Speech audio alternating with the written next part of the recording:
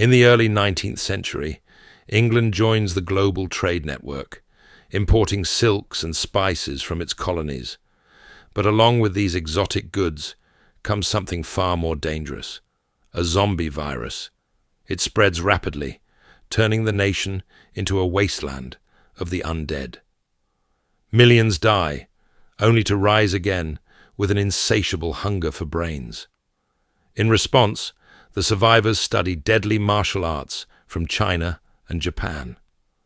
Eventually, the government constructs the Grand Barrier, a massive 100-foot wall encircling London, reinforced by the Royal Canal, a deep trench forming a second line of defence. The area between the wall and the canal becomes known as the In-Between. During the Second Battle of Kent, a bridge over the canal is breached, allowing zombies to massacre an entire village. The king, driven mad by the tragedy, orders the destruction of every bridge, except one. Soon after, noble families abandon the city to live in fortified country estates. One day, Colonel Darcy arrives at an estate in Hertfordshire to investigate a possible infection. After passing security checks and a priest's inspection to confirm he's unbitten, he's granted entry. Inside, Mrs. Featherstone insists no one there is infected. Darcy, skeptical, joins her card game and discreetly releases a vial of carrion flies, creatures that detect decaying flesh. The flies quickly land on a man, revealing his transformation. Without hesitation, Darcy kills him. When asked if the man could have infected others, Mrs. Featherstone denies it. But her daughter, unable to keep the lie, rushes to check on the man's niece. It's too late. She's turned and is already attacking the staff. Meanwhile, Mr. Bennet trains his 5 daughters in combat and weapons, preparing them for survival. His wife, Mrs. Bennet, disapproves and urges them to focus on marriage. When a local dance is announced, she convinces her husband to let the girls attend. All 5 sisters prepare, dressing elegantly, but with weapons hidden beneath their gowns. At the dance, Bingley is instantly captivated by Jane and asks her to dance. His friend, Darcy, is less sociable. When encouraged to ask Elizabeth, he coldly says she's tolerable, but not handsome enough to tempt me. Elizabeth overhears and walks off, only to embarrass herself moments later. Outside, she's approached by Mrs. Featherstone, now undead, but still capable of speech. Before she can say much, Darcy shoots her. The noise attracts attention, and another zombie attacks. While guests flee, the Bennet sisters draw their weapons and engage. Their fighting is swift and brutal. Darcy is impressed by Elizabeth's skill. After the attack, the dead are burned.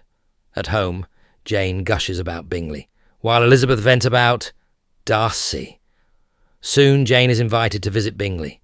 Mrs. Bennet insists she ride horseback to increase the chance she'll be caught in the rain and have to stay overnight.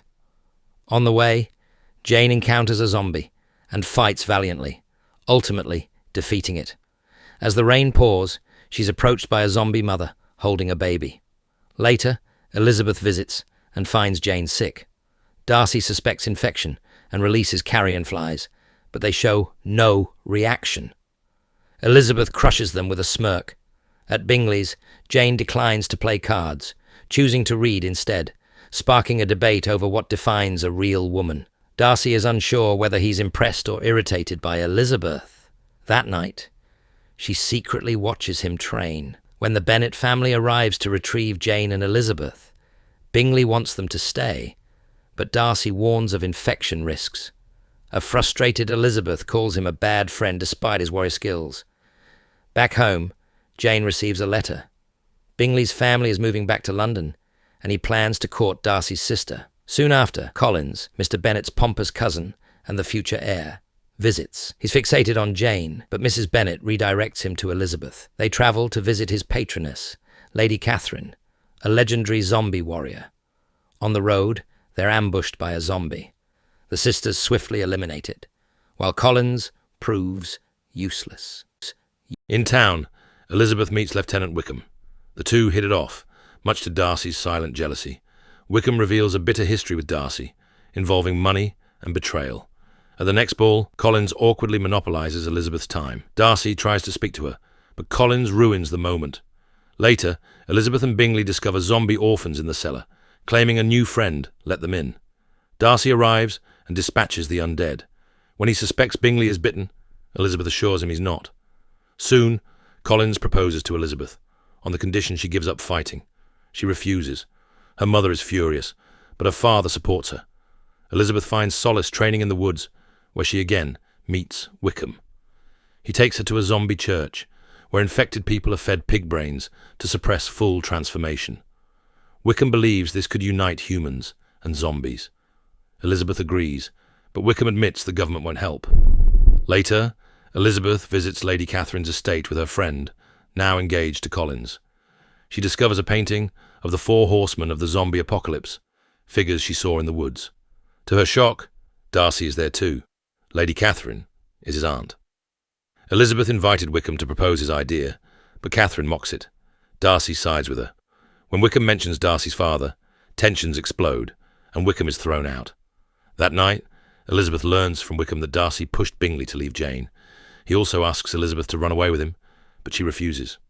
The next day, Darcy confesses he still finds Elizabeth irresistible and proposes. She rejects him, furious over his interference with Jane and his arrogance. Their argument escalates into a physical fight, equal parts violent and romantic, until Elizabeth declares she'll never marry him. Later, Darcy sends a letter explaining his side. He only separated Jane and Bingley to protect Bingley from Mrs. Bennet's ambitions. He also gave Wickham his inheritance, but Wickham squandered it and tried to seduce Darcy's teenage sister. Lastly, he's heading to London to fight an unusually organised zombie uprising. Back home, Elizabeth learns that Lydia, her younger sister, has run off with Wickham. Catherine confronts Elizabeth and warns that Darcy may marry her daughter if Elizabeth refuses him. Catherine challenges Elizabeth to a duel, and Elizabeth fights her way to victory, earning the older woman's respect. Determined to save her sister, Elizabeth and Jane head for the last remaining bridge, which the military plans to destroy at dawn. Despite warnings, they push forward. On the battlefield, Bingley is nearly killed, but Jane saves him. Darcy fights nearby and is almost ambushed, until Elizabeth arrives with an axe, killing the zombie just in time. Together, they stab the ground to prevent the undead from rising in a graveyard. Elizabeth tells Darcy about Lydia, but he lies, saying the church where Wickham likely took her has already burned down. In truth, the church is intact, and Darcy sneaks in to find Lydia chained up and discovers Wickham's plan to lead a zombie army into London. Darcy offers money for Lydia's release, but Wickham refuses and shoots at him, drawing the attention of the undead. Darcy is shot. The sound echoes through the zombie-infested church. Bloodied but still conscious, he stumbles out with Lydia, fighting off attackers one by one. Darcy puts Lydia on his horse and sends her to the bridge. Then he brings down a couple of zombies before he's confronted by Wickham, so a sword duel ensues while the zombies run out of the church. In the distance, Elizabeth continues to ride and stares at London burning in horror. At that moment she sees Lydia and calls her name, but she isn't hurt. The zombie horde appears behind her and Elizabeth takes out her sword to cross it. Lydia makes it to the bridge right before they start getting ready for detonation. Back at the church, the men continue to fight and Darcy manages to stab his opponent. However, Wickham is fine because he's been undead all along and has repressed his urge for brains thanks to his hate for Darcy. Wickham explains the Four Horsemen have risen from hell and he's the Antichrist that will lead them. He starts choking Darcy and gets ready to decapitate him, only for Elizabeth to stop him by cutting off his arm and trampling him with her horse. Afterward, the couple rides away on Elizabeth's horse while the zombie horde chases after them. They make it to the bridge right as the soldiers activate the bombs and the sisters think Elizabeth is getting killed by the resulting explosions. However, when the smoke clears, Elizabeth is crawling on the rubble. She finds Darcy's unconscious body near her and cries as she kisses him and says she loves him. A few days later, Bingley asks Jane to marry him and she obviously says yes. Darcy wakes up from his coma and tells Elizabeth he heard her on the bridge. He proposes to her and she says yes before they kiss. The couples get married together and Collins officiates. Everyone is happy until they see Wickham approach with a zombie horde. Make sure to subscribe and turn on notifications so you can watch more videos like this. Thanks for watching.